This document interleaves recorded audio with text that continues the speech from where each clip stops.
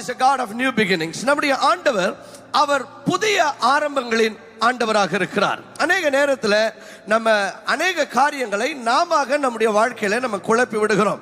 ஆண்டவர் நல்ல அருமையான ஆரம்பத்தை கொடுத்திருப்பாரு, ஆனா நம்முடைய தவறான முடிவுகள், நம்முடைய தவறான ஆக்ஷன்ஸ், நம்முடைய தவறான செயல்பாடுகளின் மூலமாக அதை நம்ம என்ன பண்ணி விடுகிறோம், குழப்பி விடுகிறோம். சரி, குழப்பம் உண்டாயிருச்சு, இப்படி ஆரம்பிச்ச நல்ல காரியம் இப்படி பாதி வழியில நின்றுட்டு இருக்குது, இப்படி எல்லாம் சொதப்பி போய் கிடக்குது, என்ன செய்யறது, ஆண்டவர் அவ்வளவுதான்ப்பா, இதுக்கு மேல எதுவும் பண்ண முடியாது அப்படின்னு ஒரு நாளும் ஒருபோதும் நம்ம ஆண்டவர் சொல்ல மாட்டார்.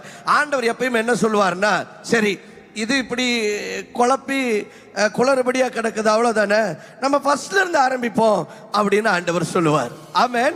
அநேக நேரத்தில் நீங்க எத்தனை தடவை அப்படி யோசிச்சிருக்கீங்கன்னு தெரியல, இப்படி குழப்பிட்டனே, நம்ம ஃபர்ஸ்ட்ல இருந்து ஆரம்பிச்சா நல்லா இருக்குமே அப்படின்னு சொல்லி நீங்க நினைச்சிருக்கீங்களான்னு தெரியல.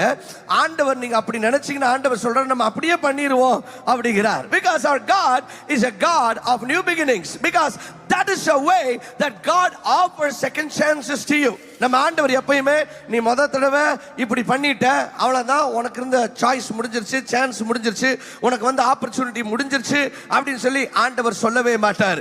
Our God is always a God of second chances. சரி, நீ முத தடவை ஃபெயில் ஆயிட்ட, நான் உனக்கு இன்னொரு வாய்ப்பை தர்றேன் அப்படின்னு சொல்லுகிற ஆண்டவர்.